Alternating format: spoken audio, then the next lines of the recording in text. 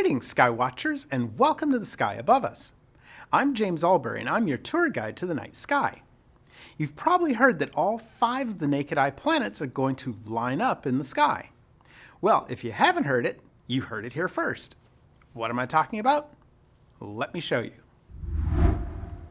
The planets Mars, Jupiter, Venus, and Saturn are finally going to be joined by Mercury, who has been hanging out in the morning sky for the last few months. And you can see them all right after sunset this week. We have our sky set up for just after sunset on February 12th. Starting from the west, we have Saturn in the constellation of Aquarius, the water bearer. Just above Saturn, we have Venus in Pisces, the fish. Almost directly overhead, we have the king of the planets, the gas giant Jupiter, in the horns of Taurus the bull. Then, further eastward, we have the red planet Mars being shared by the Gemini twins, Castor and Pollux. And lastly, we have the full moon in Leo the lion. The planets appear to be lined up because they follow a line in the sky called the ecliptic.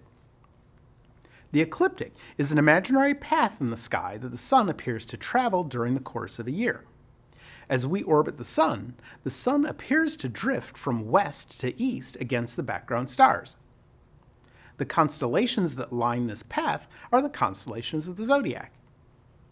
The moon follows this path as well, but its orbit is tilted by approximately 5 degrees with respect to the ecliptic. So, if the moon, Earth, and sun align with the point of intersection between the moon's orbit and the ecliptic, we get eclipses. The planets follow that line too because the ecliptic also represents the plane of the solar system. Therefore, as the nights pass, the planets will slowly change position. That's because our perspective of the planets changes as we all orbit the sun. Here's where the planets will be on February 13th, 14th, and 15th. Notice how Saturn is quickly getting lower and lower in the west. Mercury is currently heading eastward to join its friends. The question is, will Mercury make it in time before Saturn leaves the evening sky to become a morning planet? Let's find out. So that we can still see Saturn, let's back time up 30 minutes to approximately 6:45 p.m. Eastern Daylight Time. Here's the sky on February 16th, 17th, 18th, 19th, and 20th. Wow, still no sighting of Mercury. But wait, there's still hope. And here's the tricky part. Saturn is now getting so close to the sun that we're about to lose it in the sun's glare.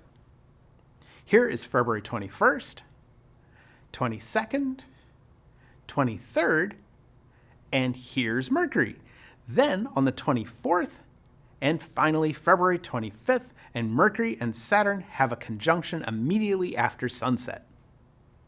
So Mercury did manage to make it to join the other 4 naked eye planets in the evening sky, but it's so close to the sun that you'll have a hard time picking it out of the glare. But hey, at least the other 3 planets are still visible. For a little while anyway. Alright, my friends, head outside after sunset this week to see almost all 5 naked eye planets at the same time.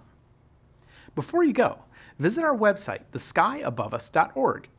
From there you can watch previous episodes, listen to the Sky Above Us podcast, get the Sky Above Us merchandise, and you can even ask me an astronomical question that I'll answer in a future episode. So don't miss the planet show, and as always, keep looking up.